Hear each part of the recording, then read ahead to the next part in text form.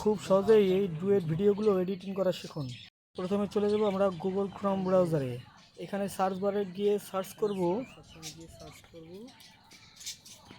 Video studio, VIDU, video STUDIO, video studio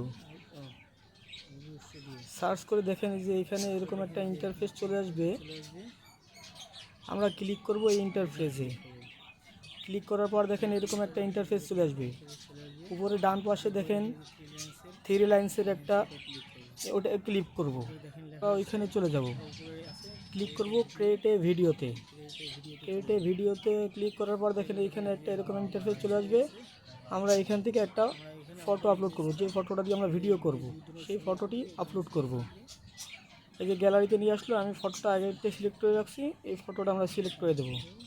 ফটোটা upload হচ্ছে, দেখেন আমার ফটোটা আপলোড হয়ে গেছে।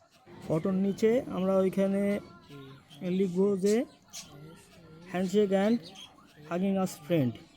আপনারা বানানটা ঠিক করে দেখে রাখবেন, একটা লাগলে একটা স্ক্রিনশট দিয়ে রাখবেন।